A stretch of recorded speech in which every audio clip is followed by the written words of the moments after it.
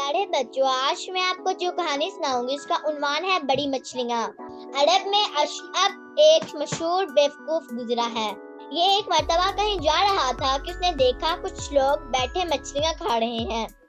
اس کے دل میں بھی مچھلی کھانے کی خواہش پیدا ہوئی، لہذا یہ بھی ان لوگوں کے پاس پہنچا اور ان سے اجازت لے کر مچھلی کھانے کے لیے دسترخوان پر بیٹھ گیا۔ ایک شخص نے آہستہ سے سرگوشی کی اور اپنے ساتھی سے کہا، اشرف بہت پیٹو آدمی ہے، سب کچھ کھا جاتا ہے، لہذا وہ جو پلیٹ میں بڑی مچھلیاں رکھی ہیں وہ چھپا لو، کہیں یہ وہ مچھلیاں بھی نہ کھا جائے۔ شخص نے وہ پلیٹ چھپا لی، لیکن اشرف اس کی سرگوشی سن چکا تھا۔ اتنے میں ایک اور شخص نے ایک پلیٹ اشرف کی طرف بڑھائی جس میں چھوٹی چھوٹی چند مچھلیاں رکھی تھی۔ سرگوشی کرنے والے کو مذاق سوجا، اس نے اشرف سے کہا، اشرف تم مچھلیوں کے بارے میں کیا کہتے ہو؟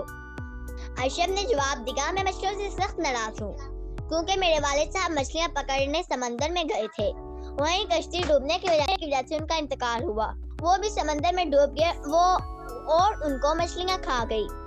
دسترخوان پر موجود لوگ ہنسنے لگے، لیکن اشرف نے ان کی ہنسی کی پرواہ نہ کی اور پلیٹ سے ایک چھوٹی مچھلی اٹھا کر اپنے کان کے قریب کی، جیسے وہ کچھ سن رہا ہو۔ پھر کہا، کیا تم لوگوں کو معلوم ہے یہ چھوٹی مچھلی کیا کہہ رہی ہے؟ لوگوں نے کہا، نہیں، ہمیں تو نہیں معلوم۔ اشرف نے کہا، یہ مچھلی کہہ رہی ہے، میں تو چھوٹی سی ہوں، جب تمہارے والد صاحب ڈوبے تھے تو میں اس وقت پیدا بھی نہیں ہوئی تھی۔ اس وقت تو وہ مچھلیاں تھیں جو اب بڑی ہو چکی ہیں اور اس پلیٹ میں رکھی ہیں جو چھپائی گئی ہیں۔ یہ کہتے ہی اشرف نے پوشیدہ پلیٹ اٹھائی اور اس میں سے بڑی بڑی مچھلیاں نکال کر کھانی شروع کر دی۔ دسترخوان پر بیٹھے لوگ ایک دوسرے کا منہ دیکھنے لگے۔ واو!